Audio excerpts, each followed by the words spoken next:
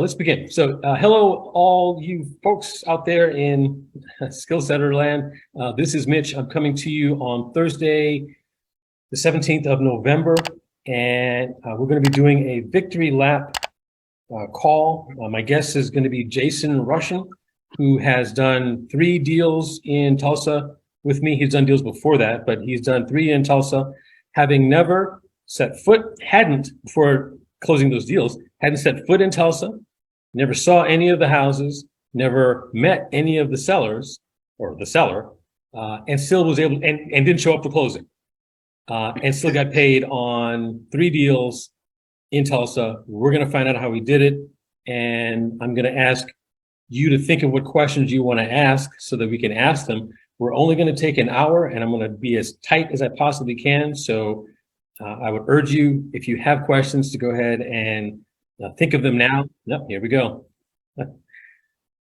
Think of them now so that we can ask them in a way that doesn't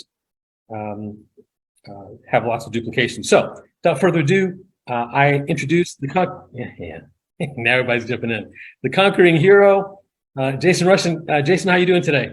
I am doing just fine. How about yourself, Mitch? I am doing well. Now I'm sweating. I'm like hot now. So I was cold before, and now I'm hot. But I'll be okay. So we're going to get right into it. I see people coming on board. I see Souley. I'm not sure who Mo's iPhone is, but whoever that is, it's someone that's either in the Skillset group or the Deal Confidence group. So welcome, one and all. So I'm going to ask you, Jason, a few questions of my own because I want to set the stage for people who think, some of them, I'm sure, think that, this is all manufactured, that somehow this is a ruse, that you're not really an investor, you're not really living in Georgia. So I kind of want to walk back to the beginning before you did your first deal here in Tulsa, which was earlier this year. Tell me while I get people into the room, tell me what it was that was going through your head when you started, when you thought of Tulsa. What is it that got you started doing, considering Tulsa? Okay, I remember one day before I got my first deal in Tulsa, I was driving trucks. I was on the road 12 hours a day, Monday through Friday. And I would always listen in to the calls we had. I would always be driving down I-20 with my phone set where my brakes are. And I was always listening and have my headset on and I would get in. So I remember one day you was talking about the deal that they have in Tulsa where they're paying people to move to Tulsa. So you was talking about that, and you was talking about maybe we should start looking into this market. Okay, and I remember one day I was riding down the road and I seen Souley giving a victory lap about his deals in Tulsa.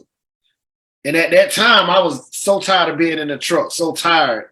I was like, I'm focused on Georgia, but let me see how this Tulsa market is. And then I got to doing my homework on Tulsa and seeing where their numbers are and everything. And I knew that we had a couple of people in Tulsa. So all I had to do was reach out to them and we would be able to make things happen. So that's where my motivation was Souley. Souley, I owe you one. And Souley is on the call, and he's muted right now, but he was the original JV Deal doer. He did the first 2 JV deals that I had ever done in Tulsa, and he set the stage for those of us who came behind him to get things going. So we are grateful to him for that. Let me ask you this. I asked Souley the same question. I recently rewatched the victory lap I did with Souley, and I want to say this because people get this wrong all the time. How many? So you did Tired Landlord, correct? Right. Okay. How many people did you have to talk to before you found somebody who was willing to, or how many people did you have to try to reach out to before you found somebody willing to talk to you? I think I reached out to about 70. I kept getting deals. I kept calling like Mitch. I'm sending the truck. I need more contacts. I need more contacts. Yeah, I remember that you were looking for leads, but you were working them. You were working the leads. I was before I got on with my actual sellers of the first deal. I talked to people and they were willing to talk, but the deals wasn't. We know how to run numbers, and the deals wasn't adding up. So I had leads, but they weren't really deals. Got it. And I don't want to belabor this point, but I do want to make sure that everybody hears what you said, because Souley said something similar. I went back to his interview and I listened, and I'd asked him the same question. I think he said between 30 and 40 people he reached out to before he got someone. So when I hear people say, "Oh, I reached out to 10 sellers or 10 leads and I didn't get a response," I'm like, okay, that's interesting. You got like 60 more to go before you should be disappointed or upset.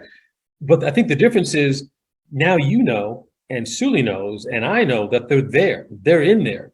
So it's not a question of, if I keep calling these people, will anybody ever respond? Somebody will. We just don't know how many. I can't tell you it's going to be 20 or 50 or 100 or 10. And to me, in my opinion, the worst thing that can happen is that you get it like on the first 5, because then it ruins you, because now you expect it's going to be 5 all the time and you get disappointed or bored or discouraged when it's not 5, because 5 is unusual. It was 70 for you ish. For Souley, it was 30 to 40. It's a lot of people. With them numbers there, they are actually good, because my first deal was not the Tulsa deal. That was just my first deal in Tulsa. Yep. My first deal, I think I went through about 750 people. So with them type numbers, that's why I like the Tired Landlord, because the numbers are the percentage is way better.